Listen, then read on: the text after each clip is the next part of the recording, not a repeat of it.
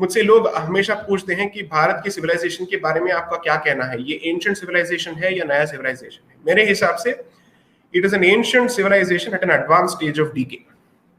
Okay, and बहुत सारे लोग इसका पुनर्निर्माण या नवनिर्माण करना चाहते हैं।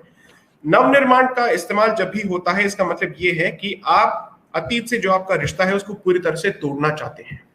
ओके, और जो भी कम्युनिटी अपने अतीत से भागने की कोशिश करती है उसका कोई फ्यूचर नहीं होता है, क्योंकि आपके पास अपना कोई परिचय नहीं होता है।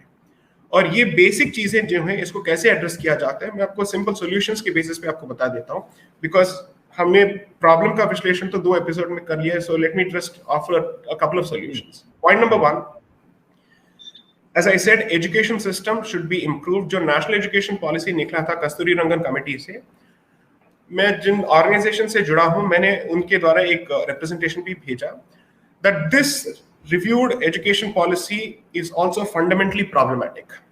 वो इसलिए क्योंकि हमें ये लगता है कि भाषा जो मीडियम ऑफ इंस्ट्रक्शन है उसको चेंज कर देंगे तो सब कुछ हो जाएगा और सब ठीक हो जाएगा।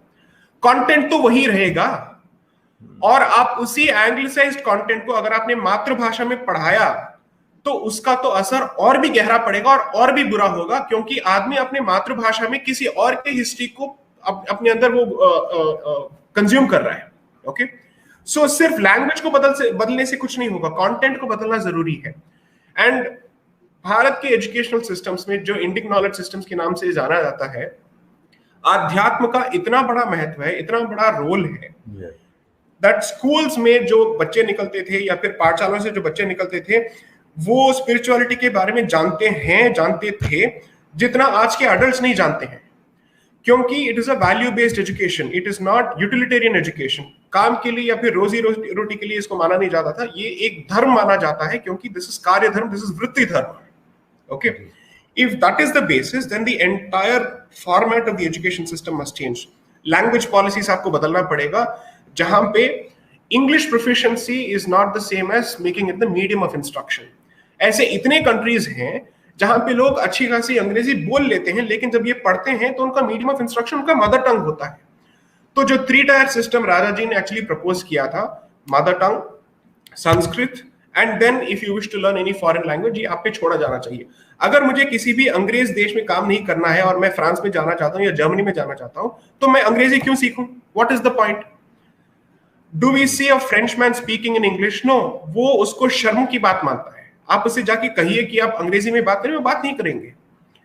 3, apart from content and language, history को इंप्रूव करना जरूरी है, लेकिन सबसे बड़ा जो आज के डेट में बैटल ग्राउंड बन चुका है वो है कॉन्स्टिट्यूशन, क्योंकि कॉन्स्टिट्यूशन के आधार पे ऐसे बिजार आर्ग्यूमेंट्स आज के डेट पे क्रिएट किए जाते हैं जो हर चीज के आड़े आता है। क्योंकि अगर आपने एजुकेशन के साथ छेड़छाड़ करने की कोशिश की तब कॉन्स्टिट्यूशन को घुसा दिया जाएगा, आपने लैंग्वेज के बेसिस पे कुछ बोलने की कोशिश की तो वहां पे भी कॉन्स्टिट्यूशन को घुसा दिया गया।